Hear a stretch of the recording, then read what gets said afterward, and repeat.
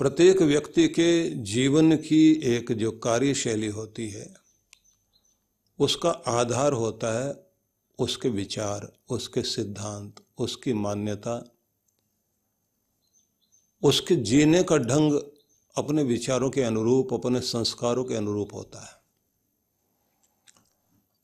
और समय समय पर हमारे विचारों में, हमारी सोच में, हमारे चिंतन में लोगों की संगति का, उनके साथ रहने का प्रभाव आता है।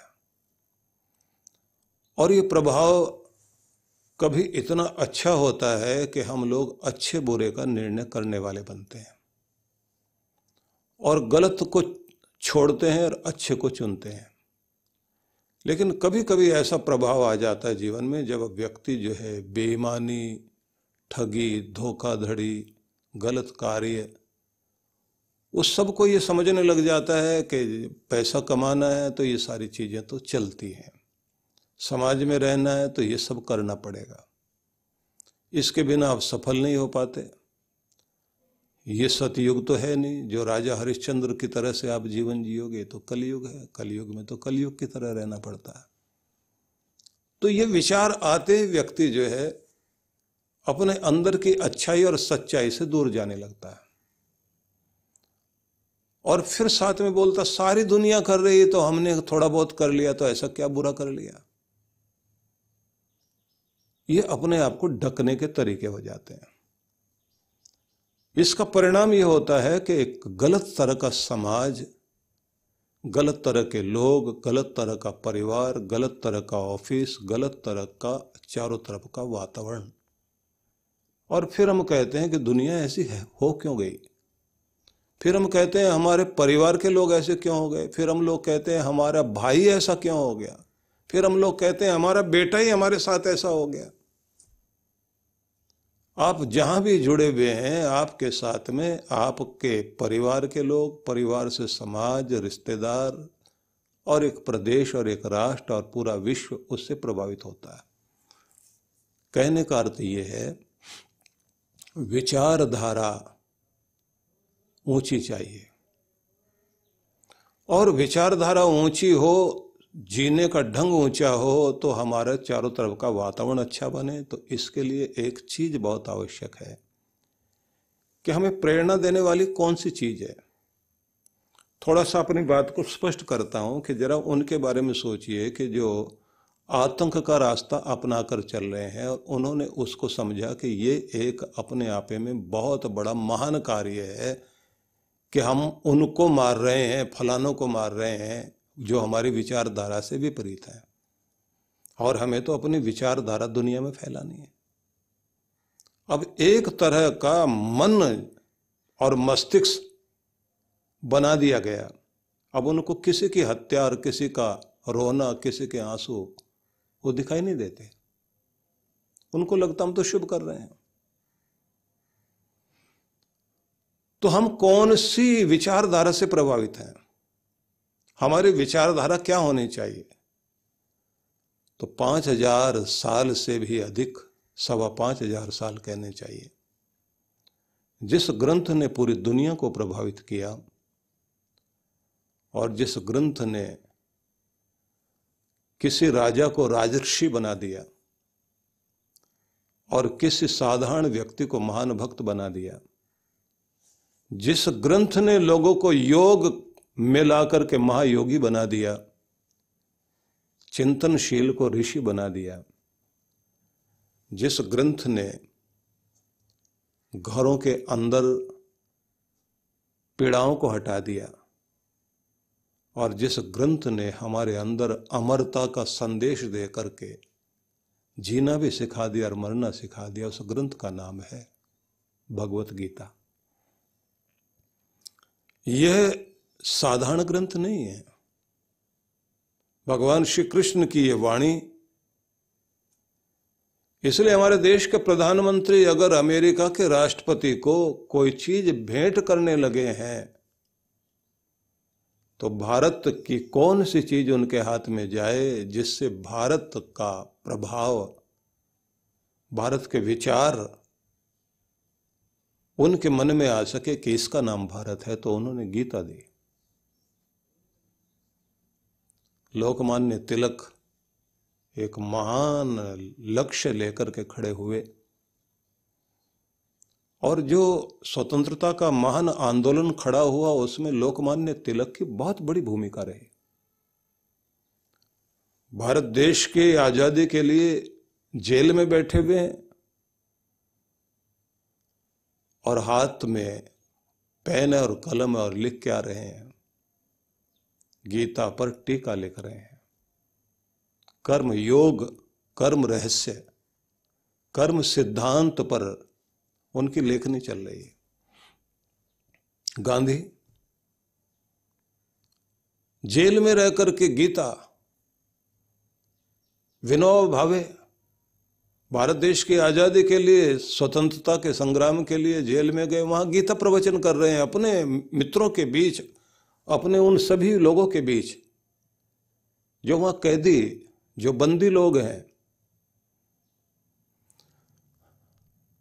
वीर सावरकर से लेकर के नेताजी सुभाष चंद्र बोस, हमारे बड़े से बड़े वे लोग जिन्होंने भारत देश की दिशा और दशा बदली, उनके विचारों के पीछे एक शक्ति थी, गीता की शक्ति। यही है वो ग्रंथ जिस पर हाथ रखकर कसम खाई जा सकती है, यही वो ग्रंथ है जिसके आगे माथा झुकाया जा सकता है, यही वो ग्रंथ है जो प्रत्येक हिंदू के घर में होना चाहिए। अब प्रश्न ये आता है कि हम अपनी जीवन शैली को महान बनाने के लिए जिस ग्रंथ का सहारा लें वो गीता, और गीता युद्ध की भूमि में उपजा हुआ वह गीत है जो जीवन का संगीत है, जो हमें पलायन से जागरण का संदेश देता है कि जिंदगी की समस्याओं से भागना मत सीखो, जागना सीखो। जंगल का एक कानून चलता है फाइट एंड फ्लाइट वाला, कि अगर कमजोर है तो लड़ो और अगर ताकतवर है तो भागो। लेकिन दुनिया में एक बड़ी ताकत का भी सामना करने के लिए कोई व्यक्ति अपनी बुद्धि से और अपने आत्मिक बल से खड़ा हो जाए, उस शक्ति के बारे में सोचिए आप। भारत देश की आजादी का जब आंदोलन चल रहा था, बड़े बड़े आंदोलन चल रहे थे, इधर क्रांतिकारी अपना कार्य कर रहे हैं, उधर सुभाष चंद्र बोस आजाद हिंद सेना सजा करके और भारत को आजाद कराने के लिए अंग्रेजों के ऊपर बहुत बड़ा प्रभाव डाल रहे थे। महात्मा गांधी उस समय जन आंदोलन, जन जागृति का कार्य कर रहे थे। वो ये कह रहे थे कि जब तक एक एक आदमी जागकर खड़ा नहीं हो जाएगा कि हमें आजादी से कम कुछ नहीं चाहिए, तब तक बात नहीं बनेगी। कि पहली बात दिमाग में आए कि आजादी, आजादी, आजादी से बढ़कर कुछ नहीं चाहिए। हर एक को, विद्यार्थी है तो उसे आजादी चाहिए, किसान को आजादी चाहिए, मजदूर को आजादी चाहिए, डॉक्टर हो, इंजीनियर हो, सब खड़े हों। तो एक जन जागृति पैदा की, आंदोलन शुरू हुए। उस समय जो अंग्रेजों से प्रेरित और पोषित अखबार थे, उनमें कार्टून छपा। कार्टून क्या है? कार्टून में दिखाया गया एक पहाड़ है, हिमालय उसका नाम, और उसके ऊपर एक चिड़िया बैठी है, चोंच में उस हिमालय को उठाना चाहती है। उस पहाड़ पर नाम लिखा हुआ ब्रिटिश साम्राज्य, और उस चिड़िया का नाम लिखा है गांधी और जनता। और मजाक ये उड़ाया गया कि एक हिमालय को चोंच में पकड़ करके एक चिड़िया उठाना चाहती है। लोग हंस रहे हैं, लेकिन इतिहास बताता है कि एक विचारधारा लेकर के खड़ा हुआ एक व्यक्ति और उस विचारधारा से प्रभावित हुआ समाज, वो भले ही चिड़िया था, लेकिन सारी चिड़िया जब एका कर ले तो एक शेर की भी खाल खींच लेती है। अब उस शक्ति को देने का कार्य कौन करता है? किसी व्यक्ति के व्यक्तित्व के पीछे शक्ति कौन सी है? विचारों की शक्ति। आपके विचारों की शक्ति क्या हो सकती है? उस शक्ति को बढ़ाने के लिए आपके पास में विचारधारा के लिए कोई ना कोई प्रेरणा स्रोत ग्रंथ होना चाहिए, या प्रेरणा स्रोत आपका गुरु होना चाहिए, कोई आपका मार्गदर्शक होना चाहिए, आपके जीवन में कोई सिद्धांत होने चाहिए। अगर वो सिद्धांत है तो आपका जीवन बड़ा है, और अगर आपके जीवन में कोई सिद्धांत नहीं तो फिर आप कुछ भी नहीं, आप भीड़ का हिस्सा है। इसलिए मैं ये निवेदन करना चाहता हूं कि हम अपने घर में गीता को रखें और गीता की विचारधारा को चिंतन करें। अब मैं आपको जहां से शुरुआत करूंगा, क्योंकि पूरी गीता तो हम लोग इस समय चर्चा नहीं कर सकते, हालांकि अगर आप देखें तो गीता में आपको प्रत्येक अध्याय के साथ में एक शब्द दिखाई देता है, और वो है योग। ज्ञान को योग बनाओ, कर्म को योग बनाओ, सांख्य योग है, भक्ति योग है, संन्यास योग है। अब ये योग क्या? तुम ज्ञान के मार्ग से चल रहे हो, लेकिन तुम अपने ज्ञान को योग बनाओ। योग बनाओ से मतलब है कि कनेक्ट होने का रास्ता। किससे? अपने स्रोत से। तुम्हारा स्रोत क्या है? शक्ति का स्रोत, आनंद का स्रोत, शांति का स्रोत, जहां से सूरज भी ऊर्जा प्राप्त कर रहा है, जहां से चांद सितारों को भी शक्ति मिल रही है, जहां से हवा को गति मिल रही है, जहां से धरती उपजाऊ शक्ति लेकर के इतना सारा अन्न सारे प्राणी मात्र को खाने के लिए दे रही है, जो सबका स्रोत है और सारी दुनिया को व्यवस्थित किए, वो स्रोत से जुड़ने की जो विद्या है उसका नाम योग है। योग का मतलब है संयोग करना, कनेक्ट होना, जुड़ना। तो कृष्ण ये समझाते हैं कि चाहे तुम्हारे जीवन में ज्ञान है और तुम ज्ञान मार्ग पर चलने वाले व्यक्ति हो, लेकिन तुम्हारा ज्ञान तुम्हें कनेक्ट कराए अपने सोर्स से, अपने भगवान से जुड़ना सीख जाओ। तुम क्या कनेक्ट हो या नहीं हो? तुम्हारा प्रोफेशन प्रोफेसर का हो सकता है, टीचर का हो सकता है, पढ़ाने वाला, समझाने वाला। तुम कोई एक सीए हो सकते हो, अकाउंटेंट हो सकते हो, एक कार्य कर रहे हो, लेकिन उसी कार्य को करते करते तुम्हारा ध्यान, तुम्हारे चेतना परम चेतना से जुड़नी चाहिए। प्रश्न उठा क्यों? इसलिए क्योंकि उससे जुड़ते ही तुम जिस चीज की तलाश में हो वो तुम्हें मिलती है। प्रश्न उठा के कौन सी चीज की तलाश में हम लोग हैं? तो उत्तर दिया गया कि प्रत्येक व्यक्ति का कर्म इसलिए वो कार्य करता है कि उसको शांति मिले, संतुष्टि मिले, खुशी मिले, प्रसन्नता मिले, आनंद मिले, प्रेम पूर्ण हो जाए, वो विजेता बन करके वो खिल करके उठे, उसके जीवन में खिलखिलाहट आए। तो उसके लिए उसे कहाँ से जुड़ना है? जहाँ ये चीजें मिलती हैं। किससे मिलती हैं? का जो इसका मालिक है। वो कौन? परमात्मा। वही आपका सोर्स है। जो उससे जुड़ा हुआ है उसके जीवन में एक संतुष्टि है। नहीं तो देखने में आया कि जिन लोगों ने बहुत कमाया, अमेरिका का एक बहुत बड़ा धनपति जब दुनिया से जाने लगा तो उससे पूछा गया कि आपके पास इतना बड़ा धन है तो आप क्या अपने जीवन में संतुष्ट हैं?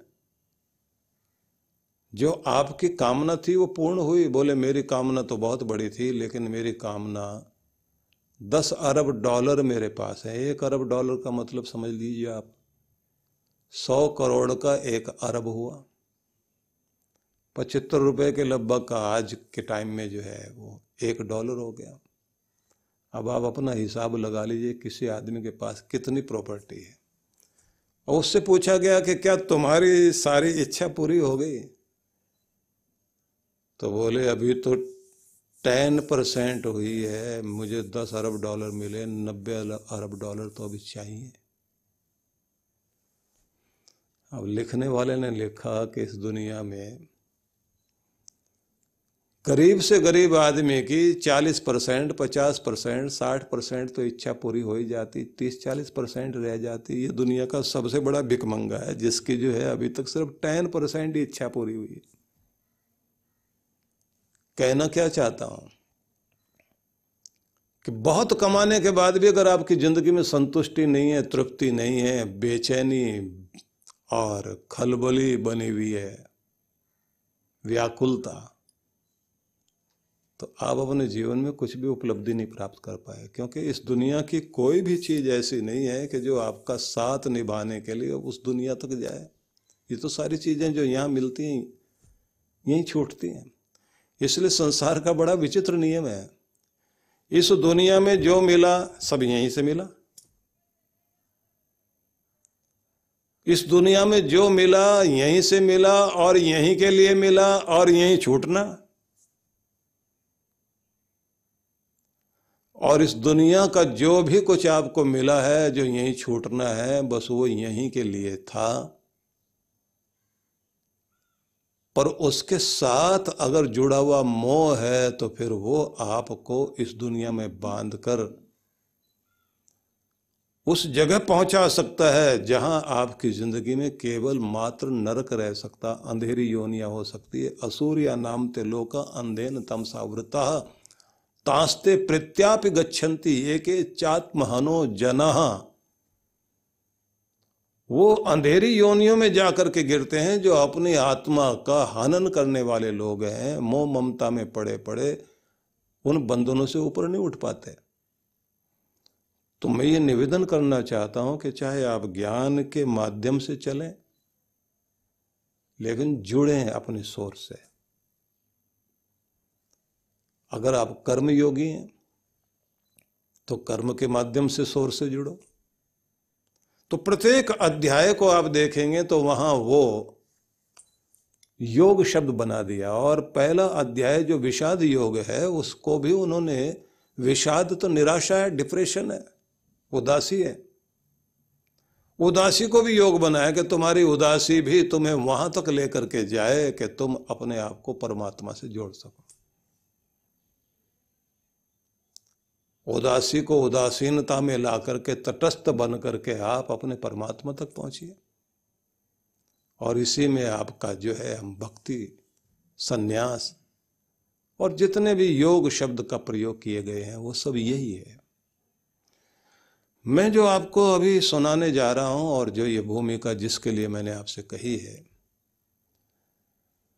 यहां छठे अध्याय का 31वां श्लोक आप लोग देखिए, जहां से हम शुरुआत करना चाहते हैं। आप सभी लोग जो भी इस समय सुन रहे हैं, मैं सबसे ये निवेदन करूंगा कि आपके पास में गीता पुस्तक रहनी चाहिए। और कभी कभी आपको जब ये प्रवचन सुनने का अवसर मिलता है तो फिर आप उन श्लोकों को खोल करके देखिए और चिंतन कीजिए। तो इस 31वें श्लोक में भगवान श्री कृष्ण कहते हैं, सर्वभूत स्थितम यो माम भजति एकत्वम आस्थितः सर्वथा वर्तमानोपि सहयोगी मयि वर्तते। देखिए विश्व विख्यात संत परम पूज्य श्री सुधांशु जी महाराज के पावन सानिध्य में भक्ति सत्संग कार्यक्रम रूपरेखा, शुक्रवार दिनांक 23 सितंबर 2022, समय सायं 5 से 7 बजे तक। भक्ति सत्संग कथा स्थल Takshashila auditorium, Maheshwari public school, sector 4, bus stand के पास, जवाहर नगर, जयपुर। आयोजक विश्व जागृति मिशन, जयपुर मंडल। संपर्क सूत्र। देखिए विश्व विख्यात संत परम पूज्य श्री सुधांशु जी महाराज के पावन सानिध्य में भक्ति सत्संग कार्यक्रम रूपरेखा। प्रथम दिवस शनिवार दिनांक 24 सितंबर 2022, समय सायं 5 से 7 बजे तक। द्वितीय दिवस रविवार दिनांक 25 सितंबर 2022, प्रातः 9 से 11 बजे तक एवं सायं 5 से 7 बजे तक। कथा स्थल RK community centre, Madanganj, Kishangarh, Rajasthan. आयोजक पूज्य सिंधी सेंट्रल पंचायत, मदनगंज, किशनगढ़, राजस्थान। संपर्क सूत्र। भारतीय संस्कृति यज्ञ की संस्कृति है और इस संस्कृति में सब कुछ प्राप्त करने के लिए यज्ञ करने का विधान माना गया है।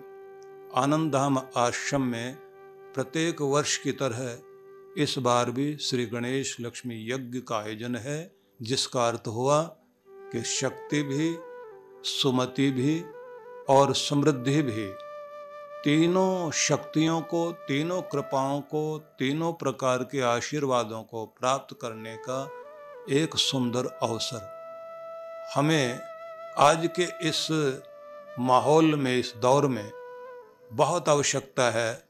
मनोबल भी बढ़े, धन बल बढ़े, जन बल बढ़े, संगठन बल भी बढ़े, बुद्धि बल भी बढ़े, ये सारी शक्तियाँ हमारे पास हो और हम अपनी आंतरिक शक्ति से भी युक्त हों कि जिससे परिस्थितियों को पार भी कर सकें और अपने सौभाग्य को अपनी ओर खींच भी सकें।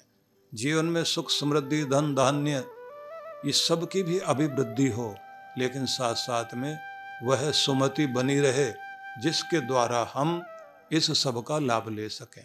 तो इसके लिए आवश्यक है कि जब कोई और विधि काम न आए, न जप काम आए, न हमारी प्रार्थना काम आए, न कोई अनुष्ठान काम आए, तब आखिर में माना जाता है कि यज्ञ किया जाना चाहिए।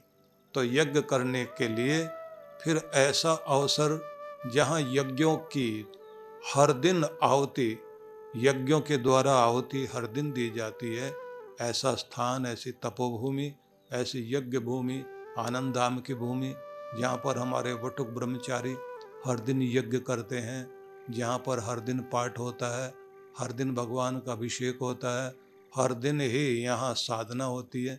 ऐसी गुरु भूमि में प्रत्येक वर्ष यज्ञ होता है और उस यज्ञ में भी जब गणपति भगवान का भी यज्ञ हो रहा है, लक्ष्मी माता का भी यज्ञ हो रहा है, तो ऐसे में हमें एक अवसर और मिलेगा कि हम अपने श्री यंत्र की प्राण प्रतिष्ठा भी करा सकेंगे और जो हमारे पहले से ही हमारे पास श्री यंत्र हैं उनको और जागृत करते हुए संकल्पित यजमान भी बनकर अपनी आहुति दे सकते हैं। एक सुंदर महान अवसर है जिसका लाभ हमें लेना ही चाहिए और ये भी हम मानकर चलें कि इस यज्ञ के द्वारा ही, अग्नि पूजा के द्वारा ही हम अपने समस्त देवताओं को प्रसन्न कर सकते हैं, क्योंकि कहा गया है स्वर्ग कामो यजेत, स्वर्ग के कामना वाले व्यक्ति को यजन करना चाहिए। और यज्ञो वै विष्णु, भगवान का रूप ही यज्ञ है। आहुति दी गई, भगवान को प्राप्त हुई, भगवान प्रसन्न हुए और आपने प्रार्थना की, उन्होंने तथास्तु कहा तो आपका काम बन गया। तो सभी के लिए बहुत बहुत मंगल कामनाएं। आमंत्रण स्वीकार कीजिए और आप पधारिए। निश्चित रूप से आप इसका लाभ ले सकेंगे।